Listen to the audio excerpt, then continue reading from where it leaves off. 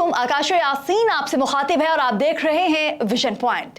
TikTok जो सिर्फ 7 साल में दुनिया भर में 3 अरब से ज्यादा अफराद के दरमियान मकबूल हो चुकी है, अब एक मुतनाज़ा ऐप बन चुकी है और इसे कई मुमालिक में पाबंदी का सामना है। अमेरिका में भी इस पर मुकम्मल पाबंदी लगा दी जा चुकी है। डोनाल्ड ट्रंप के सदर बनने से एक दिन कबल अमेरिका चीनी ऐप पर पाबंदी आयद करने वाले मुमालिक में शामिल हो चुका है। टिकटॉक की मरकजी कंपनी बायडांस और इसके फैसले को रोकने के लिए मुख्तलिफ रास्तों पर गौर कर रही है। पहले ये कि अमेरिकी सुप्रीम कोर्ट इस पाबंदी को कल अदम करार दे दे। दूसरा इम्कान यह है कि ट्रंप अपने ओहदे का चार्ज संभालने के बाद इस फैसले को तब्दील कर दें, और तीसरा ये कि बायडांस इस फैसले को तस्लीम करते हुए टिकटॉक को किसी अमेरिकी कंपनी को फरोख्त कर दें।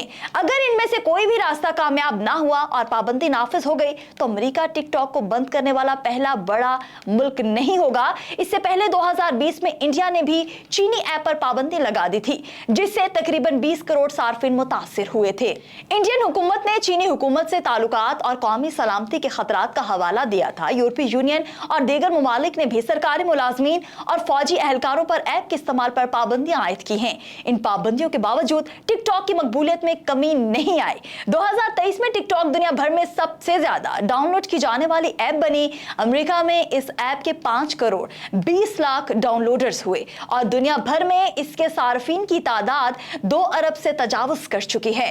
टिकटॉक की मकबूलियत का एक बड़ा सबब यह भी है कि अभी ऐप नौजवानों के साथ साथ दीगर उम्र के अफराद भी इस्तेमाल कर रहे हैं।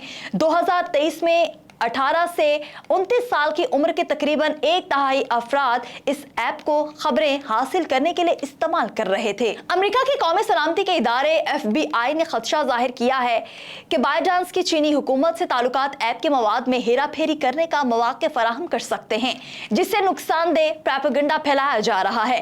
लेकिन डिजिटल आज़ादी के हामी ग्रुप्स ने हुकूमत के सेंसरशिप पर सवालात उठाए हैं और अवामी इजहार के हुकूक के दिफा में आवाज बुलंद की है।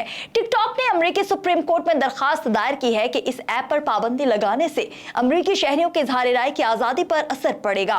कंपनी ने कहा कि अगर ऐप बंद हो जाती है तो एक अहम प्लेटफॉर्म गायब हो जाएगा, जिससे सियासत, तिजारत और दीगर अवामी मामलात पर गुफ्तगू मुतासिर होगी। इस तराज़े ने एक अहम सवाल उठाया है कि आया टेक्नोलॉजी और कौमी सलामती के मफादात के दरमियान तवाज़ुन कैसे रखा जाएगा।